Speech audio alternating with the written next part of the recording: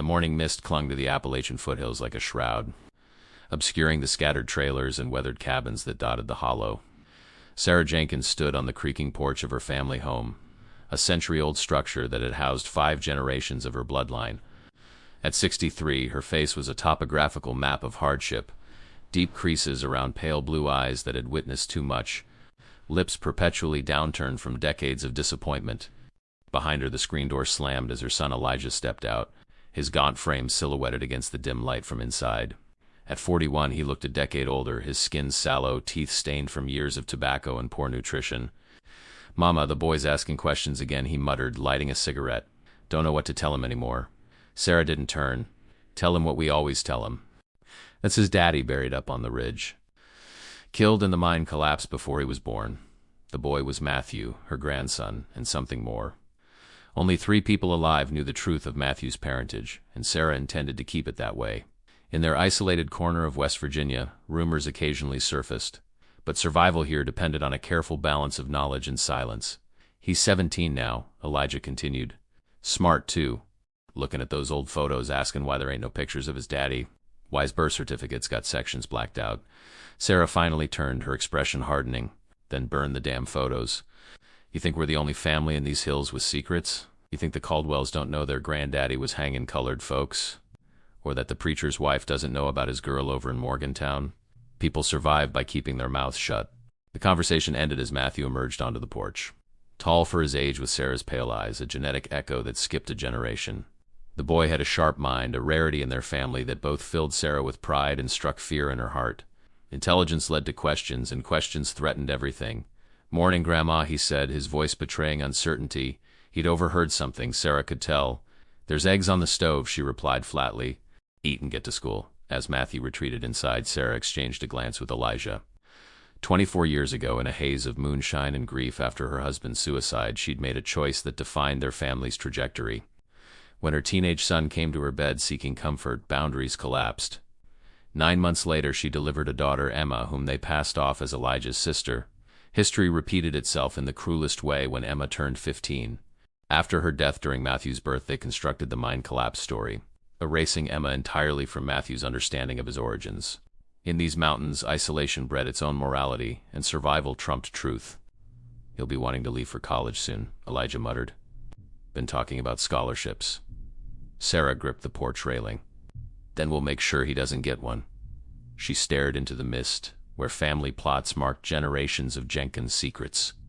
Some roots ain't meant to be traced. The Jenkins family home sat a mile up a dirt road that became nearly impassable when it rained. Today, as Matthew trudged down the muddy path toward the school bus stop, he felt the weight of isolation more acutely than ever. He'd spent the previous night scouring a shoebox of family photos he'd found hidden in the attic, looking for any trace of the father he'd never known.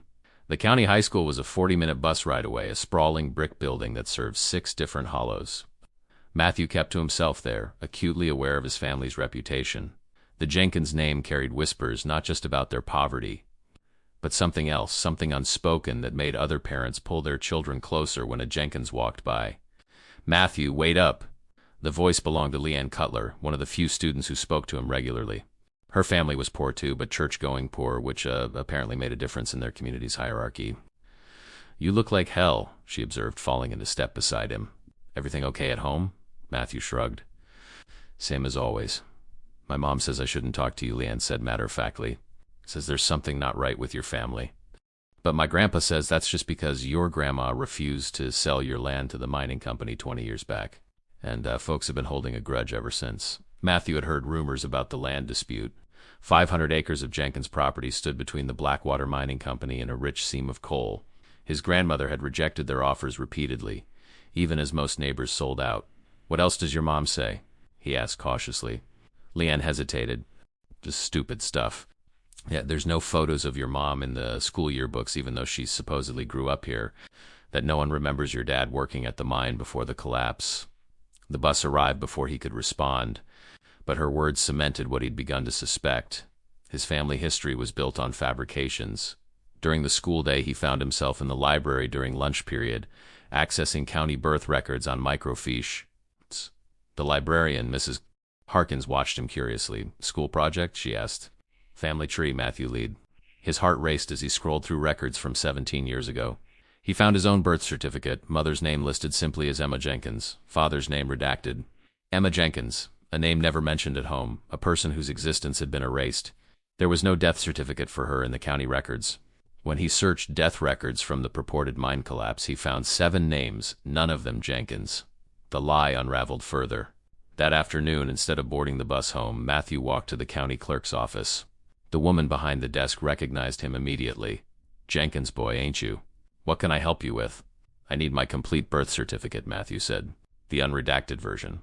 The clerk's expression shifted. "That would require your parent or guardian's signature. And there's a waiting period for—" "My father's name isn't on it because it was redacted," Matthew interrupted. "I need to know why." The woman's face drained of color. She glanced around the empty office before leaning forward. "Some things in these hills stay buried for a reason, boy. Go home to your grandma and don't come asking these questions around town. For your own good." Matthew felt cold dread settle in his stomach. "What happened to my mother, to Emma Jenkins?" "I can't help you," she said firmly, standing up. "Office is closing early today. You need to leave now." As Matthew stepped outside, he noticed Sheriff Dawson's patrol car pulling up. The timing didn't feel coincidental. Someone had made a call. In this community, Matthew realized, his search for truth was viewed as a threat. Sheriff Ray Dawson had served Blackwater County for 23 years. A heavyset man with thinning hair and a perpetual sheen of sweat. He carried the weight of the community's secrets like the extra pounds around his middle, a burden he'd grown accustomed to but never comfortable with. "Get in," he told Matthew, who stood frozen outside the clerk's office. "I'll drive you home." The interior of the patrol car smelled of stale coffee and tobacco. They drove in silence for several minutes, the sheriff occasionally glancing at Matthew in the rearview mirror. "Your grandma called," Dawson finally said. "Said you didn't get on the bus." Matthew stared out the window at the passing landscape. "I was researching my family history." Dawson's knuckles whitened on the steering wheel. "Some histories ain't meant for digging into. Especially in these parts." "I have a right to know who my parents were," Matthew insisted. The sheriff pulled the car over at a scenic overlook above the hollow. Below them, the afternoon sun illuminated the patchwork of poverty and natural beauty that defined their community. "Listen to me carefully," Dawson said, turning to face Matthew. 20 years ago, before you were born, I was a deputy. Your grandmother, Sarah, had a reputation, not just for being stubborn about her land, but for how she ran that household after your granddaddy shot himself." Matthew felt his pulse quicken. This was more information about his family than anyone had ever offered him. "Your father," Elisha Dawson continued, choosing his words deliberately, "had a troubled childhood. And your mother, ... ball quotes, he paused. "Some things happened in that house that weren't right. When your mother died giving birth to you, there were questions that should have been asked, investigations that should have happened." "What questions?" Matthew demanded. "About how old she was, about who got her pregnant. But the county doctor who delivered you owed your grandma a favor from Waybeck. And the death certificate listed natural causes. By the time I became sheriff, it was too late to open any investigation." Matthew felt nauseous. "Are you saying my mother was underage when she had me?" Dawson didn't answer directly. "I'm saying there's evil in this world, son. Sometimes it's a stranger in the night, but more often it's right under your own roof." "And sometimes in places like this, we let evil slide because confronting it would tear the whole community apart." "I deserve to know the truth," Matthew insisted. "The truth?" Dawson laughed bitterly. "You think the truth will set you free? In these mountains, truth is like dynamite, useful in small, controlled amounts, but devastating if you use too much at once." As they resumed driving toward the Jenkins property, Matthew processed the sheriff's cryptic warnings. What had happened in his home that warranted such secrecy? What had happened to his mother, Emma, a name he'd never even heard until today? When they reached the dirt road leading to the house, Dawson stopped the car. "Walk from here," he instructed. "And Matthew, whatever you're thinking of doing, don't. Some family trees have roots so twisted they're better left underground." He hesitated, then added, "If you ever need help, real help, you come to me directly. Not through dispatch, not through the office. You find me personally." As Matthew walked the remaining distance home, the sense of dread that had been building all day crystallized into certainty. The truth about his origins was darker than he'd imagined, and the people who were supposed to protect him were complicit in concealing it. Sarah was waiting on the porch when Matthew arrived home, her silhouette rigid against the setting sun. She didn't speak as he approached, just watched him with those pale eyes, the same eyes he saw in the mirror every morning. "Where's Elijah?" Matthew asked, deliberately using his father's first name instead of calling him Dad as he normally would. Inside, Sarah replied, studying his face. Sheriff Dawson called. Said you were asking questions in town. Matthew climbed the porch steps, stopping when he was eye level with his grandmother. At 17, he was already taller than her, but Sarah Jenkins possessed a hardness that made her seem insurmountable. Who was Emma Jenkins? He asked directly. A flicker of something, pain, fear, anger, crossed Sarah's weathered face. Where'd you hear that name? My birth certificate. She's listed as my mother. There's no record of her death in the county office, and no one named Jenkins died in any mine collapse 17 years ago. Sarah's jaw tightened. She glanced toward the door, then back at Matthew. Come with me, she said, stepping off the porch. They walked in silence past the house, toward the woods that marked the edge of Jenkins' property. A narrow path, seldom used, led them uphill to a small clearing surrounded by ancient oak trees. Here, simple stone markers indicated the final resting places of Jenkins' family members going back generations. Sarah stopped before a small, unmarked stone. Emma's here, she said flatly. My daughter. Your mother. Matthew stared at the humble marker. Your daughter? You told me all my life that Elijah was my father and my mother died in childbirth. Half of that's true, Sarah replied. Emma died bringing you into this world. She was 15. She spoke matter-of-factly, as if discussing the weather rather than revealing a family secret that had been hidden from him his entire life. If Emma was your daughter and my mother, Matthew said slowly, processing the implication, then Elijah is my ... double quotes uncle, Sarah finished for him. Elijah is your uncle, not your father. Relief washed over Matthew, followed immediately by confusion. Then who was my father? Why all the secrecy? Sarah's expression hardened. Some questions don't need answers, boy. I'm not a child anymore, Matthew insisted. I deserve to know where I come from. Sarah turned to face him fully, her eyes cold. You think knowing will make your life better? You think the truth is some kind of gift? She laughed, a harsh sound without humor. Truth is a burden, Matthew. A weight that changes how you walk through this world. I can handle it, he insisted. Can you? She challenged.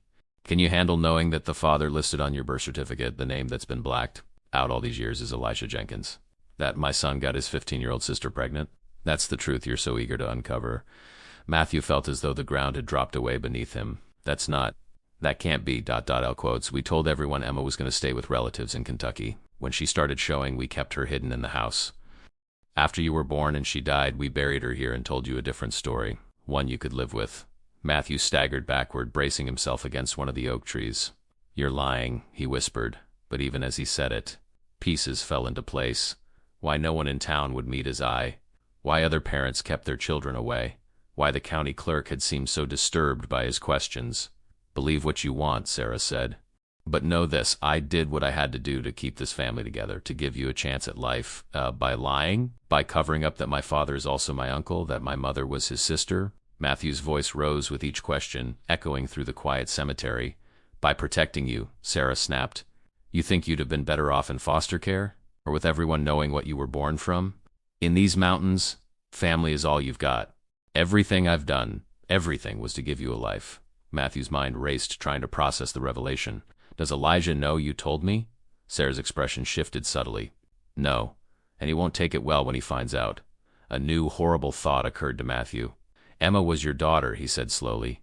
If Elijah is her brother, and he's her, he's my father, ... Then who was Emma's father? Sarah's silence was answer enough. No, Matthew whispered, the full, horrifying picture coming into focus. No, that can't be. ... double quotes, my husband killed himself 26 years ago, Sarah said tonelessly. Elijah was 17. In my grief, I made choices that can't be unmade. 9 months later, Emma was born. Matthew felt bile rise in his throat as he realized the true nature of his lineage. His grandmother was also his great-grandmother. His uncle was both his father and his half-brother. The twisted branches of his family tree spelled out a legacy of abuse that had culminated in his birth. I need to leave this place, he said, his voice barely audible. Sarah stepped closer, her hand reaching for his arm. This is your home, Matthew. Your blood is in this ground. Where would you go? Anywhere but here, he responded, pulling away from her touch. Anywhere normal people live. Sarah's expression darkened. You think there's anywhere you can go where this won't follow you? This is who you are, boy, Jenkins' blood. My blood, you can run to the ends of the earth. But you'll never outrun what's inside you. The kitchen was silent that night as Matthew picked at his food. Elijah sat across from him, drinking steadily from a mason jar filled with clear liquid that Matthew knew wasn't water. Sarah remained standing, leaning against the counter, her eyes never leaving Matthew's face. "Boy's got something on his mind," Elijah observed, his words slightly slurred. "Spill it, son." The word son landed like a physical blow. Matthew set down his fork. "I'm not your son," he said quietly. The mason jar froze halfway to Elijah's lips. He looked at Sarah, who gave a small nod. "You told him?" Elijah demanded, rising unsteadily from his chair. "He was digging around the county records," Sarah replied. "Better he hear it from us than piece it together from strangers." Elijah turned to Matthew, his expression a disturbing mixture of shame and defiance. "You don't understand how it is in this family." "I understand exactly what happened," Matthew said, surprised by the steadiness in his voice. "You got your sister pregnant when she was 15. Your sister, who was also your half-sister because Grandma is both your mother and your grandmother." He turned to Sarah. "Did Emma know about her true parentage?" Sarah's face remained impassive. "No. She went to her grave thinking Elijah was just her brother. And that makes it better?" Matthew stood now too, anger finally breaking through his shock. "That she didn't know you were using her the same way you'd been used?" Elijah moved with unexpected speed, his open palm connecting with Matthew's cheek in a stinging slap. "You watch how you talk to your grandmother, boy." Matthew touched his face, feeling the heat from the blow. In 17 years, neither Elijah nor Sarah had ever struck him. The physical boundary now crossed seemed to signal a fundamental shift in their relationship. "I'm leaving," Matthew announced. "Tonight. I don't care where I go, but I'm not staying in this house another night." Elijah moved to block the doorway. "Like hell you are. You're 17. A minor. You try to leave and I'll have Sheriff Dawson bring you right back." Matthew laughed bitterly. "Sheriff Dawson? He's the one who told me to get away from here. He knows what's been happening in this house." "Ray Dawson doesn't know shit," Elijah spat. "He suspects like everyone else around here. But he can't prove nothing, and without proof you're staying right here where you belong." "Where I belong?" Matthew echoed incredulously. "In a house where my grandmother had a child with her son? Where that son then had a child with his sister? This isn't a family, it's a horror story." Sarah finally moved from her position by the counter. "You think you're the first product of complicated bloodlines in these mountains? These hollows have histories that go back generations. Isolated communities, limited options. People did what they had to do to survive." "That's not survival," Matthew shot back. "That's abuse. That's evil." "Evil?" Sarah's voice rose for the first time. "You want to talk about evil? Evil's watching your husband put a shotgun in his mouth because the mine dust filled his lungs and he couldn't work anymore. Evil's trying to feed 2 children with no education and no prospects. Evil's the poverty that keeps us trapped in these hills generation after generation while the mining companies strip away everything of value and leave us with poisoned water and empty promises." Her words hung in the air, raw with decades of bitterness. "What happened to Emma wasn't right," she continued, her voice softer now. "I know that, but we loved you. We raised you. Gave you opportunities neither of us ever had." "Opportunities?" You laughed. "You sabotaged my school applications. Hid scholarship letters. I found them in the attic, all opened and resealed. You never wanted me to have opportunities. You wanted to keep me trapped here, just like you." Elijah looked confused. "What letters? What's he talking about, Mama?" Sarah didn't answer, her gaze fixed on Matthew. "She's been intercepting mail from colleges," Matthew explained. "Counselors have been sending forms home for months. I never saw a single one until I found them hidden away." Understanding dawned on Elijah's face, followed by a flash of anger directed at Sarah. "You told me he wasn't trying for college, that he wanted to stay and work the land." "He belongs here," Sarah insisted. "With his family." "No," Matthew said firmly. "I don't, and I'm leaving tonight. Either help me or get out of my way. But I'm not staying another night in this house." Elijah looked between his mother and his son, conflict evident in his face. Finally, he reached into his pocket and pulled out a set of keys. "Truck's got a half tank of gas," he said, tossing the keys to Matthew. "It'll get you to the bus station in Charleston. Elijah." Sarah's voice cracked like a whip. "What do you think you're doing?" Elijah turned to his mother, something new in his expression, a resistance she'd never seen before. "Giving my son a chance I never had." The headlights of the old pickup cut through the darkness as Matthew navigated the winding mountain roads. His hastily packed duffel bag sat on the passenger seat alongside the $437 he'd saved. From odd jobs, everything he owned in the world. Rain began to fall, drops hammering against the windshield in a steadily increasing rhythm. Matthew switched on the wipers, which squealed across the glass, barely clearing his view of the treacherous road ahead. In the distance, lightning illuminated the landscape in brief, stark flashes, followed by the low rumble of thunder. His mind replayed the scene he'd left behind. Sarah standing on the porch, her face a mask of cold fury. Elijah beside her, uncharacteristically defiant as he pressed the truck keys into Matthew's hand and whispered, "Don't stop until you hit Charleston. Don't look back." The revelation of his origins churned in Matthew's stomach like poison. Every memory of his childhood now required reinterpretation. Sarah's overprotectiveness, Elijah's distant affection, the community's subtle ostracism. All the pieces fit into a new, disturbing picture. The rain intensified, becoming a blinding sheet. Matthew leaned forward, squinting to make out the road. As he rounded a sharp curve, the truck's headlights illuminated a massive tree fallen across the asphalt, blocking the entire roadway. Matthew slammed on the brakes, but the wet pavement offered no traction. The truck skidded sideways, tires desperately seeking grip. He felt the sickening sensation of control slipping away as the vehicle left the road, plunging down the embankment. The world tumbled in a cacophony of breaking glass and tearing metal. Matthew's head struck the steering wheel, then the side window. Pain exploded behind his eyes before darkness claimed him. When consciousness returned, it came in fragments. Rain on his face. The taste of blood. Pain radiating from his left leg. The truck lay on its side partway down the slope, its front end crumpled against a large boulder. Matthew assessed his situation with growing desperation. His leg was pinned beneath the crushed dashboard, and though he could move it slightly, excruciating pain accompanied every attempt. Blood trickled from a gash on his forehead, mixing with the rain that poured through the shattered windshield. His cell phone, an ancient flip model that Sarah had reluctantly allowed, lay out of reach on what was now the floor of the truck. Even if he could reach it, service in these mountains was spotty at best, non-existent in weather like this. Time passed in a haze of pain and semi-consciousness. The storm continued unabated, water pooling inside the truck cab. Matthew drifted between lucidity and delirium, memories blending with hallucinations. At one point he thought he saw Emma, a sister he'd never known, a mother he couldn't remember, standing in the rain just beyond the wreckage. Her pale eyes, his eyes watching him with infinite sadness. "I'm sorry," he whispered to the apparition. "I'm so sorry for what they did to you." Dawn broke with no improvement in the weather or Matthew's situation. His injured leg had gone worryingly numb, and thirst clawed at his throat. He calculated his chances grimly. The road he'd been on was seldom traveled, especially in such weather. The embankment was steep enough that the wrecked truck wouldn't be visible from above. No one knew he had left home except Sarah and Elijah, and he doubted they would raise an alarm. As if summoned by his thoughts, a voice called from above. "Matthew's son?" Elijah's form appeared at the top of the embankment, rain-soaked and breathing heavily. Behind him stood Sheriff Dawson, outfitted in a yellow slicker. "Down here," Matthew called, his voice weaker than he expected. The descent was treacherous. Dawson led the way, securing ropes to trees to create a safer path down the slick slope. When they reached the truck, the sheriff assessed the situation with professional detachment. "Can you move your legs, son?" he asked, peering through the shattered windshield. "Left one's pinned," Matthew replied. "Can't feel it much anymore." Dawson nodded grimly.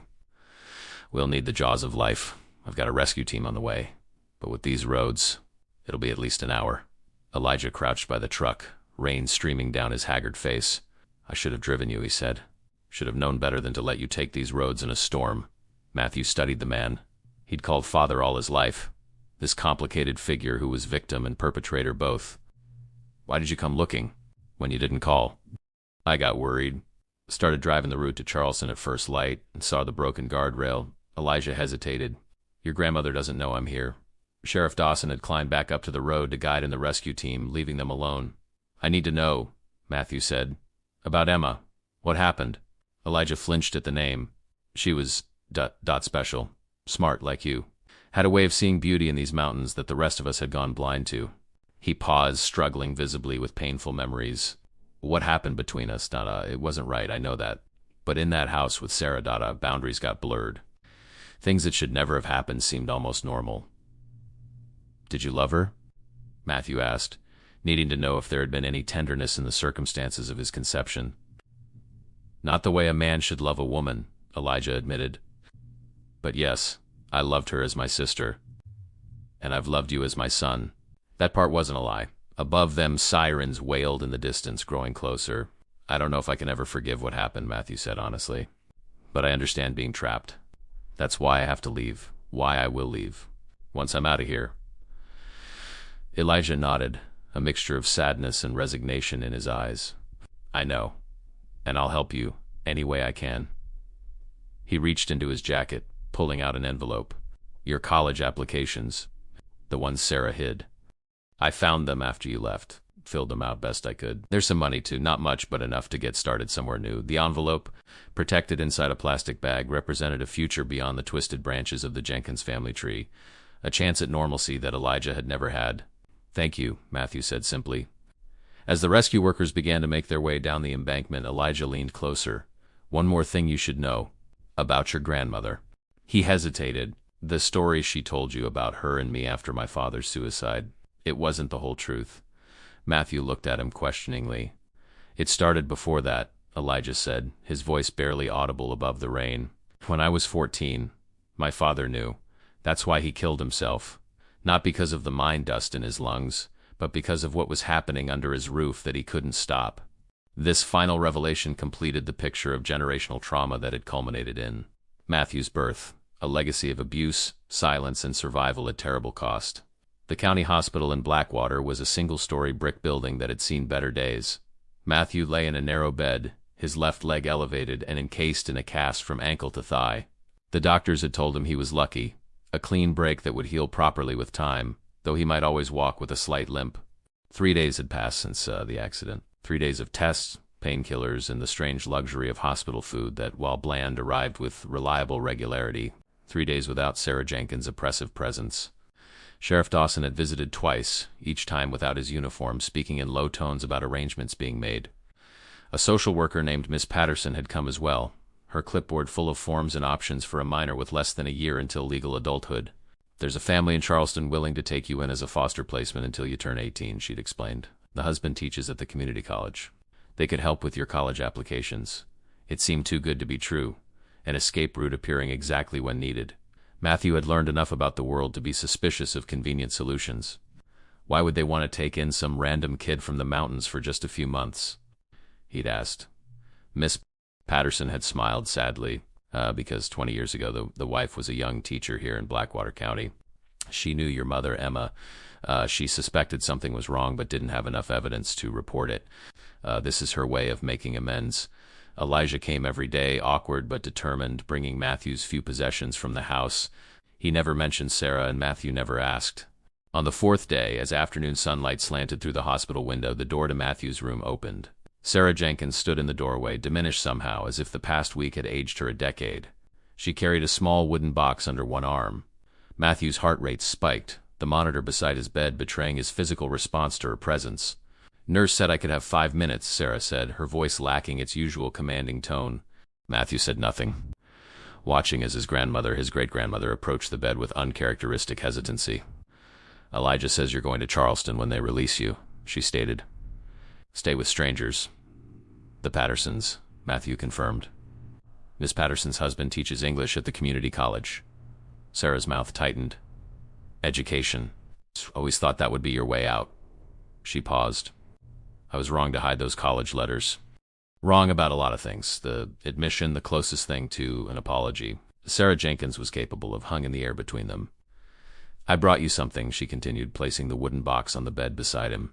Belonged to Emma. Thought you should have it. Matthew stared at the box but made no move to open it.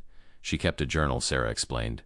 Wrote in it almost every day from when she was 12 until ... double quotes. She didn't finish the sentence.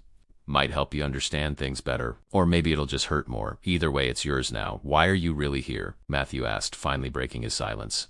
It's not to give me Emma's journal. You could have sent that with Elijah.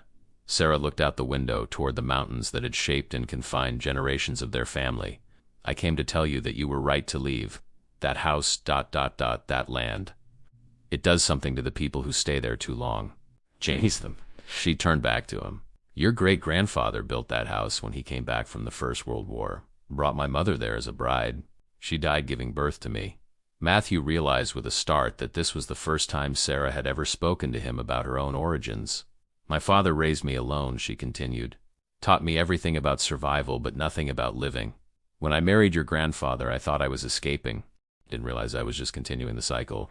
Her eyes, so similar to Matthew's own, held a distant pain. Some land is poison, Matthew, some bloodlines too.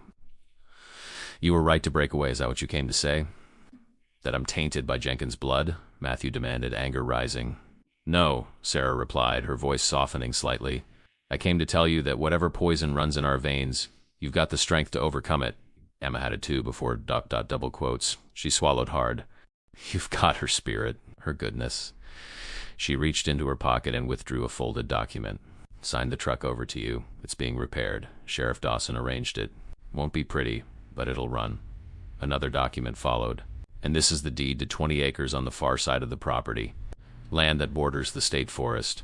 Nothing to do with the house or the Jenkins cemetery. Clean land. Matthew stared at the papers, unable to process what Sarah was offering. Why would I want any part of that property, he asked. Because it's worth something, Sarah replied pragmatically. Mining company's been after it for years. You could sell it, use the money for college, or keep it, build something new there someday. Either way, it's yours free and clear. The gesture was simultaneously generous and self-serving, a way for Sarah to make amends while ensuring the Jenkins legacy continued in some form. Matthew wasn't sure whether to be grateful or resentful. What happens to you and Elijah, he asked. Sarah shrugged. We go on, like we always have? She gestured to the wooden box containing Emma's journal. Once you read that, you might understand us better.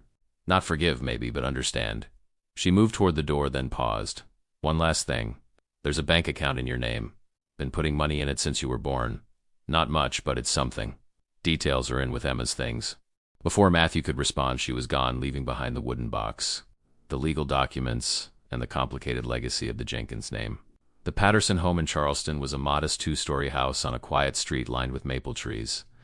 Margaret Patterson, a woman in her 40s with kind eyes and a no-nonsense manner, had welcomed Matthew with minimal fuss, showing him to a small but comfortable bedroom that would be his for the next 6 months until he turned 18. Her husband, James, was a tall, bookish man who immediately offered Matthew access to his extensive home library and assistance with college applications. They had a daughter away at college and a son in high school who regarded Matthew with cautious curiosity. Rules are simple, Margaret had explained. Let us know where you're going and when you'll be back. Help with chores. No drugs, no alcohol in the house. Problems at school, we talk about them together. You're not a guest, but you're not our child either. You're a young adult preparing for independence, and we're here to support that transition. The straightforwardness was refreshing after years of evasion and unspoken rules in the Jenkins household. Matthew enrolled in the local high school to complete his senior year, finding the academic standards more rigorous but manageable. He kept to himself initially, wary of forming connections, but gradually responded to the normalcy around him. Emma's journal remained unopened for the first month. The wooden box sat on his desk, both beckoning and threatening. Matthew focused instead on healing physically, adjusting to his new environment, and catching up academically where the rural education had left gaps. Sheriff Dawson called occasionally to update him on the truck repairs and to check on his progress. During one such call, 3 months after Matthew had left Blackwater County, the sheriff's voice took on an unusual gravity. There's something you should know, Dawson said. Your grandmother had a stroke last week. She's alive but not doing well. Elijah asked me to tell you. Said it's up to you if you want to visit or not. No pressure either way. Matthew thanked him for the information, promising to think about it. That night he finally opened Emma's journal, beginning with the earliest entries, the innocent musings of a 12-year-old girl describing life in the mountains, her brother Elijah's protective nature, her mother's strict rules, her dreams of becoming a teacher someday. Over the next week, Matthew read through the journal chronologically, watching Emma's childish handwriting mature along with her thoughts. He recognized in her words his own longing to escape the isolation of the hollow, her intelligence frustrated by limited opportunities. The entries darkened as Emma entered her teens. References to wrong things happening in the house appeared, oblique at first, then more specific. Elijah's transformation from protective older brother to something more sinister. Sarah's willful blindness, then eventual complicity. Emma's confusion, shame, and gradual resignation. The final entries, written during Emma's pregnancy, revealed a young woman torn between horror at her circumstances and fierce protective love for the child growing inside her. The last page contained a letter addressed to her unborn baby. To my child, I don't know if you'll ever read these words. I don't know what stories they'll tell you about me, or if they'll mention me at all, but I want you to know that you were loved before you were born. That whatever circumstances brought you into this world, none of it was your fault. These mountains can trap people, turn them into something they never meant to be. The isolation, the poverty, the lack of choices, they work on the mind like water on stone. wearing away resistance until what once seemed unthinkable becomes everyday reality. I hope your life will be different. I hope you'll find a way to leave this hollow, to see the world beyond these ridges. There's goodness out there and beauty that has nothing to do with Jenkins' land or Jenkins' blood. If you're reading this, know that I wanted better for you. Know that whatever darkness you came from, you don't have to carry it forward. With all my love, Emma. Matthew closed the journal, tears streaming down his face. For the first time, he had a connection to the mother he'd never known. Not through Sarah's manipulative storytelling or Elijah's guilt-ridden memories, but through Emma's own words. She had been a person with dreams and fears, intelligence and compassion, trapped in circumstances she couldn't control, but determined that her child would have a different fate. The next morning, Matthew asked James Patterson to drive him to Blackwater County Hospital. The older man agreed without question, offering to wait however long necessary. Sarah Jenkins lay in a hospital bed, diminished and gray, one side of her face slack from the stroke. Elijah sat beside her, rising in surprise when Matthew entered the room. "You came," he said simply. "Psst." Matthew nodded, moving to stand at the foot of Sarah's bed. The woman who had dominated his life, who had orchestrated the twisted family dynamics that shaped his existence, now seemed frail and human. "I read Emma's journal," Matthew told Elijah. "All of it." Elijah flinched but held Matthew's gaze. "Then you know everything." "Not everything," Matthew corrected. "I know her side. I know what was done to her. What was done to you earlier. What you then did to her." He paused. "I don't forgive any of it. I don't know if forgiveness is even possible for something like this." "We don't expect it," Elijah replied. Matthew approached Sarah's bedside. Her eyes were open, tracking his movement, though her face was partially paralyzed. Awareness remained in those pale eyes, so like his own, like Emma's. "I came to tell you that I'm breaking the cycle," Matthew said clearly, wanting to be sure she understood. "I've been accepted to the University of Virginia for next fall. Full scholarship." He paused. "I'm selling the 20 acres you signed over to me. The money will help with expenses the scholarship doesn't cover." Sarah's functioning hand moved slightly on the blanket, perhaps an attempt to reach for him, perhaps just a reflex. "I also came to tell you that I'm going to live a good life," Matthew continued. "For Emma's sake, for my own. Whatever darkness is in Jenkins' blood, it stops with me." He placed Emma's journal on the bedside table. "I've read it. You should too, Elijah. See what she really thought, what she really felt. Not the story you've been telling yourselves all these years." As Matthew turned to leave, Elijah spoke. "Will we see you again?" Matthew considered the question seriously. "I don't know," he answered honestly. "Maybe someday when I've built my own life far from here. Maybe never. That's something I get to decide now." Outside the hospital, James Patterson waited patiently in his car. As they drove away from Blackwater County, crossing the bridge that marked the county line, Matthew felt something shift inside him. Not forgiveness. Not exactly, but perhaps the beginning of liberation from a legacy that had never been his to carry. The mountains receded in the rearview mirror, still beautiful, still haunted, but no longer his prison. Ahead lay Charleston, then Charlottesville, then a future of his own choosing. Emma's words echoed in his mind. "Whatever darkness you came from, you don't have to carry it forward." And he wouldn't. 6 years passed.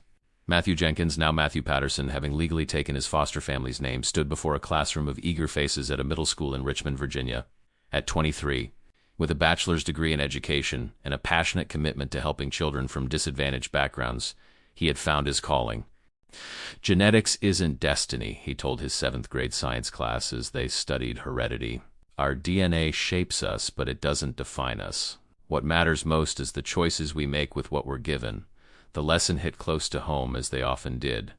Matthew had developed a teaching philosophy centered around empowerment through knowledge, helping his students understand that their origins, whether privileged or painful, need not dictate their futures. After class, the principal stopped by his room. "There's a call for you in the office," she said. "Sheriff from someplace called Blackwater County. Says it's important." Matthew's heart quickened. He hadn't spoken to Sheriff Dawson in over 2 years, not since the man had called to inform him of Elijah's liver failure, the predictable result of decades of heavy drinking. Matthew hadn't returned to the mountains for the funeral, sending flowers instead with a brief note expressing his complicated condolences. "Ray," Matthew said when he picked up the phone in the empty teacher's lounge. "Is it Sarah?" "No, son, your grandmother's still hanging on." "Tough as they come," Dawson replied, his voice deeper, more weathered than Matthew remembered. "I'm calling about the property, to the original Jenkins homestead." Matthew frowned. "What about it?" "I sold the 20 acres Sarah gave me years ago." "I know that," Dawson said. "But the rest of it?" The house, the family cemetery, the remaining land, it's going to tax auction next month. No one's been paying the property taxes since Elijah passed. Sarah's been in the nursing home these last 3 years, and there's no other family to claim it. The news shouldn't have affected Matthew, yet he felt an unexpected tightness in his chest. Despite everything, the idea of strangers owning the land where generations of Jenkinses, including his mother, lay buried disturbed him. What happens to the cemetery if the land is sold? He asked. State law protects family burial grounds with a right of access, Dawson explained. But maintenance becomes the new owner's responsibility, and frankly, most won't bother with a small plot on remote property. Matthew considered his options. His teaching salary was modest but stable. He had savings from the sale of the 20 acres, money he'd been putting aside for eventual graduate studies. How much are the back taxes? He asked finally. About $8,000, Dawson replied. Property's worth a lot more, especially since that mining company's still interested. But if you're thinking what I think you're thinking, you should know. That house has stood empty for years. Roofs going in places. Local kids use it for parties sometimes. It's not what you remember. Nothing ever is, Matthew said. Can you email me the details? I need to think about it. That evening, Matthew sat in his small apartment, surrounded by student papers and the comfortable clutter of his independent life. On his laptop screen, Sheriff Dawson's email displayed satellite images of the Jenkins property, tax documents, and procedural information about the upcoming auction. He opened another tab, typing generational trauma breaking the cycle into the search bar. It was a topic he'd researched extensively during college, part of his personal healing process and professional development. The literature confirmed what his instincts had always told him, that confronting the past directly, rather than burying or fleeing it, was often the surest path to liberation. The next morning, he requested personal leave from school and booked a flight to Charleston, followed by a rental car to Blackwater County. He hadn't set foot in the mountains since leaving 6 years earlier, and apprehension built as familiar landmarks appeared on the drive from the airport. The landscape had changed subtly, more development along the main roads, a few new chain stores, a different kind of poverty that seemed less isolated but more desperate. When Matthew turned onto the dirt road leading to the Jenkins property, however, time seemed to collapse. The same ruts, the same overhanging trees, the same sense of separation from the outside world. The house came into view, and Matthew pulled to a stop, surveying what had once been his prison and his home. Sheriff Dawson's assessment had been accurate. The structure was deteriorating. Windows broken, porch sagging, nature reclaiming what humans had temporarily claimed from it. Matthew sat in the car for a long time before finally stepping out. The air smelled the same, earth and pine and the particular mineral quality of mountain streams. He walked past the house without entering, following the path he and Sarah had taken that day 6 years ago up to the family cemetery. The small plot was overgrown, stone markers tilting as roots undermined their foundations. Matthew moved among them, reading names and dates, some from the 1800s, others more recent. He stopped before Emma's unmarked stone, kneeling to clear away the weeds and debris that had accumulated. I came back, he said softly, not for them, for you. A sound behind him made Matthew turn. Sheriff Dawson stood at the edge of the cemetery, older now, his hair fully gray, but his posture still commanding. Thought I recognized that rental car coming up the road, the sheriff said. Been keeping an eye on the place since Elijah passed. Matthew stood, brushing dirt from his knees. I'm considering paying the back taxes, not to live here, never that, but to preserve this. He gestured to the cemetery, and to decide what happens to the land. Dawson nodded. Mining companies made inquiries. Blackwater Coal's new subsidiary. They're calling it Green Mountain Energy now, if you can believe that. Same wolves, different sheep's clothing. What would they do with it? Matthew asked. Strip mine, most likely. Though they talk about selective extraction and environmental restoration, they'd work around the cemetery. Law requires it, but everything else would be unrecognizable. Matthew looked back toward the house, seeing it with new eyes. Not as the site of generational trauma, but as physical evidence of his family's history. Both the darkness and the survival. What would you do? He asked Dawson. If it were your family land? The sheriff considered the question seriously. I'd acknowledge what happened here, good and bad. Make sure it's not forgotten, but not preserved either. Some places don't deserve preservation. The words crystallized something in Matthew's mind. I need to see Sarah, he said. Is she lucid? Some days better than others, Dawson replied. Today's one of the better ones, according to the morning nurse. And the county nursing home was a modern facility on the outskirts of the main town, surprisingly well appointed. Matthew signed in at the front desk. where the receptionist recognized the Jenkins name immediately but made no comment beyond directing him to room 213. Sarah Jenkins sat in a wheelchair by the window, her once formidable frame now skeletal, the stroke's damage evident in her slack features. But her eyes, those pale eyes that had passed through generations, remained alert, widening in recognition as Matthew entered. "Look who's here," the nurse said cheerfully, adjusting Sarah's blanket. "Your grandson's come to visit." "Great-grandson," Matthew corrected quietly, "and grandson. It's complicated." The nurse looked confused but didn't press the issue, excusing herself to give them privacy. Matthew took the chair opposite Sarah, studying the woman who had shaped his existence so profoundly. At 84, ravaged by stroke and time, she retained an unmistakable aura of the matriarch she had been. "I went to the property today," Matthew began without preamble. "It's going to tax auction next month." Sarah's functioning hand moved in her lap, perhaps an attempt to reach out, perhaps just agitation. "I'm considering paying the taxes," he continued, "not to save it as it is, but to decide what happens to it." Sarah made a sound, not quite speech, but clearly an attempt to communicate. "I need to ask you something," Matthew said, leaning closer, "and I need an honest answer. Was there ever any good in that house? Any happiness? Or was it always just survival and secrets?" The question hung between them, bridging 6 years of absence and decades of dysfunction. Sarah's lips worked, struggling to form words that her damaged brain could no longer easily produce. Ma, she finally managed. Was... The simple truth pierced Matthew's carefully constructed defenses. Emma, his mother, Sarah's daughter, Elijah's sister, had been the light in that dark house, however briefly she had shined. "I've decided," Matthew said, making the decision as he spoke the words. "I'm going to pay the taxes, take ownership. Then I'm going to tear down the house." Sarah's eyes widened, but Matthew continued before she could attempt a response. "I'll preserve the cemetery, make sure it's properly maintained, but that house doesn't deserve to stand. And the land, quotes," he paused. "I'm going to donate it to the state as a conservation area. Named after Emma, the Emma Jenkins Memorial Forest." Tears formed in Sarah's eyes, spilling down the functional side of her face. Whether they were tears of anger, grief, or understanding, Matthew couldn't tell.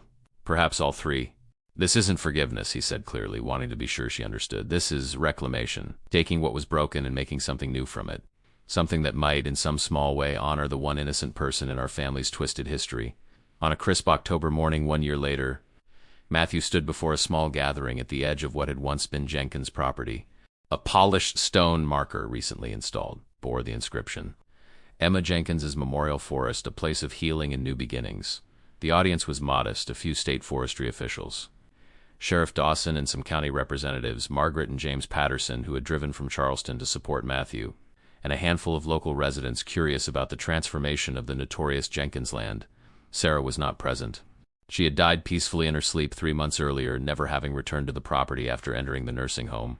Matthew had arranged a simple funeral and buried her in the family cemetery alongside generations of Jenkinses. Her grave marked with a plain stone bearing only her name and dates. No epitaph, no sentiment. The Jenkins house was gone now, demolished by a local contractor who had salvaged what materials could be repurposed and disposed of the rest. Only the foundation remained, a concrete footprint slowly being reclaimed by mountain vegetation. The family cemetery had been restored, each marker straightened and stabilized. The area enclosed by a simple but dignified iron fence with a gate that would remain unlocked, accessible to anyone who wished to visit. "Today we dedicate this land to public use and environmental conservation," Matthew addressed the small crowd. 500 acres of Appalachian forest that will never be logged, mined, or developed. A place where native plants and wildlife can thrive, and where people can connect with the natural beauty of these mountains. He didn't share the full history of the property. That remained private, known only to those who had lived it and the few, like Sheriff Dawson and the Pattersons, who had helped Matthew escape it. But in his careful words about healing and transformation, those who knew could hear the deeper meaning. "Landscapes hold memory," Matthew continued. "They absorb the events that occur upon them, both beautiful and painful. This particular piece of land has seen its share of both. By preserving it, we honor the complexity of its past while ensuring its future serves a higher purpose." After the brief ceremony, as the attendees dispersed, Sheriff Dawson approached Matthew at the cemetery gate. "Your mother would be proud," the older man said, nodding toward Emma's grave, which now bore a proper headstone with her name, dates, and the simple epitaph, "Her spirit lives on." "I hope so," Matthew replied. "It's strange. I never knew her, yet she shaped my life more than anyone. First through her absence, then through her words in that journal, and now through this." He gestured to the newly designated forest surrounding them. Planning to visit often? Dawson asked. Matthew shook his head. No, this is my last time here for a while. I've done what I needed to do. The state will maintain the cemetery as part of their agreement, and the land will take care of itself. He smiled slightly. I'm starting a new chapter. Accepted to graduate school at UVA. Educational psychology, focusing on resilience in children from challenging backgrounds. Dawson nodded approvingly. Using your experience to help others. That's how you truly break cycles. As they walked back toward the parking area, Matthew paused at the spot where the front porch of the Jenkins house had once stood. The steps that had led to the door were still visible, though beginning to crumble. A concrete ghost of the threshold he had crossed thousands of times in his childhood. You know, he said thoughtfully, Emma wrote in her journal about wanting to be a teacher, about wanting to help children see beyond these mountains. Not because the mountains aren't beautiful, but because isolation can become a kind of prison. Sounds like you're carrying on her legacy, Dawson observed. I'd like to think so, Matthew agreed. Not the Jenkins legacy of secrets and survival at any cost, but Emma's legacy, of hope, of breaking free, of believing in something better.